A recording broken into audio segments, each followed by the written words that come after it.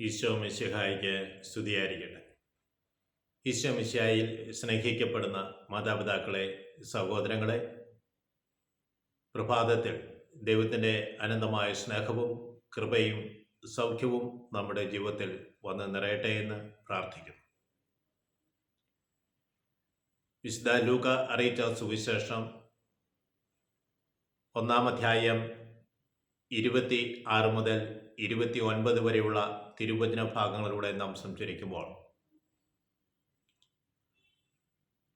മറിയത്തിന് ലഭിക്കുന്ന മംഗളവാർത്തയാണ് പ്രധാനമായ കാര്യം. ഗബ്രിയേൽ ദൂതൻ ഗലീലയിലെ നാസറത്ത് എന്ന പട്ടണത്തിൽ ദാവീദിന്റെ വംശത്തിൽപ്പെട്ട ജോസഫുമായി വിവാഹനിശ്ചയം ചെയ്തിരുന്ന കന്യകയുടെ അടുത്തേക്ക് ദൈവത്താൽ അയക്കപ്പെട്ടു. ദൂതൻ മറിയത്തിന്റെ അടുത്ത് ചെന്ന്, കൃപ നിറഞ്ഞവളെ സ്വസ്തി, കർത്താവ് നിന്നോട് കൂടെ എന്ന് പറഞ്ഞു.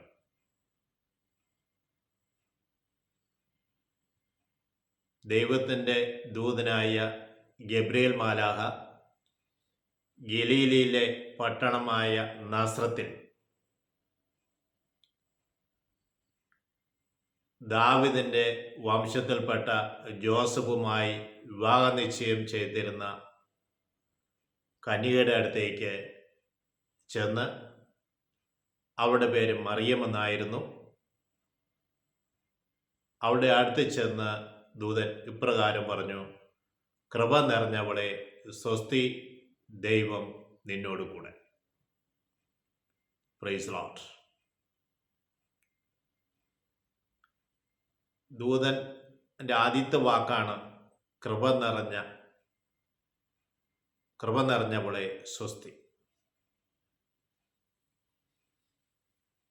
കൃപ നിറയുക എന്ന് പറയുമ്പോൾ നന്മ നിറഞ്ഞവൾ എന്നാണ് നാം അർത്ഥമാക്കുക. എല്ലാ നന്മകളുടെയും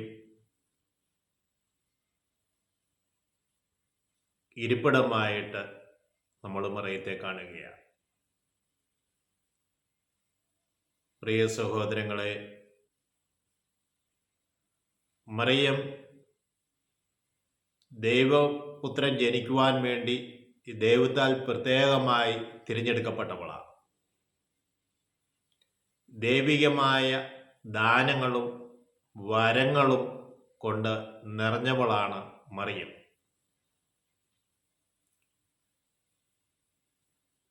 കൃപയുടെ മാതാവല്ല മറിയം, കൃപയുടെ മകളാണ്. കാരണം ദൈവത്താൽ പ്രത്യേകമായി തിരഞ്ഞെടുക്കപ്പെട്ടവളാണ് മറിയം. അപ്പോൾ എല്ലാ വരങ്ങളുടെയും എല്ലാ ദാനങ്ങളുടെയും ഇരിപ്പിടമായിട്ട് നമ്മൾ മറിയത്തെ കാണുകയാണ്. ഇത് മറിയത്തിന് ദാനമായി ലഭിച്ചതാണ്. പ്രിയ സഹോദരങ്ങളെ, മറിയത്തിൻ്റെ ചില സവിശേഷതകളാണ് നമ്മൾ കഴിഞ്ഞ ക്ലാസ്സുകളിൽ കണ്ടത്. ഇന്ന് ദൂതൻ പറയുന്ന കാര്യങ്ങൾ കൂടി കൂട്ടിച്ചേർത്ത് നമ്മൾ വായിക്കേണ്ടതായിട്ടുണ്ട്. മറിയം എളിമയുള്ളവളാണ്, വിനീതയാണ്, അതുപോലെ തന്നെ അവൾ ജീവിത അല്ലെങ്കിൽ ഹൃദയ ശുദ്ധിയുള്ളവളാണ്, ജീവിത നൈർമല്യമുള്ളവളാണ്, കൃപ നിറഞ്ഞവളാണ്.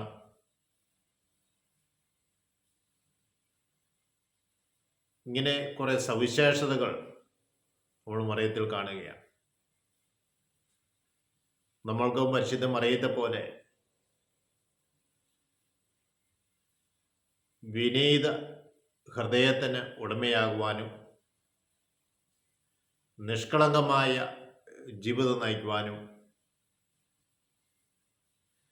ദൈവഹിതത്തിന് വിധേയപ്പെടുവാനും ജീവിത നൈർമല്യത്തിൽ ജീവിക്കുവാനും ഹൃദയശുദ്ധിയിൽ ജീവിക്കുവാനും ഇടയാക്കണമേ എന്ന് നമുക്ക് ദൈവത്തോട് പ്രാർത്ഥിക്കാം. മറിയം മധ്യസ്ഥയാണ്, അതുപോലെ തന്നെ മാധ്യസ്ഥയുമാണ്. ദൈവത്തിനു മുൻപിൽ നമുക്ക് വേണ്ടി മറിയം മാധ്യസ്ഥം വഹിക്കുന്നുണ്ട്. ഈശോ മിശിഹായിൽ സ്നേഹിക്കപ്പെട്ടവരെ, നമുക്ക് മറിയത്തോട് നിരന്തരം മാധ്യസ്ഥം വഹിച്ച് പ്രാർത്ഥിക്കാം. അമ്മയെപ്പോലെ ദൈവിക ദാനങ്ങളുടെയും വരങ്ങളുടെയും ഉറവിടമായ അല്ലെങ്കിൽ ഇരിപ്പിടമായ മറിയമേ, ഞങ്ങൾക്ക് വേണ്ടി തിരുക്കുമാര സന്നിധിയിൽ മധ്യസ്ഥം വഹിക്കണമേ. ആശ്രയ മാതാവേ, ഞങ്ങൾക്ക് വേണ്ടി നിരന്തരം മധ്യസ്ഥം വഹിക്കണമേ എന്ന് പ്രാർത്ഥിക്കുന്നു. പിതാവിനും പുത്രനും പരിശുദ്ധാത്മാവിനും സ്തുതി. ഈശോ മിശിഹായ്ക്ക് സ്തുതിയായിരിക്കട്ടെ.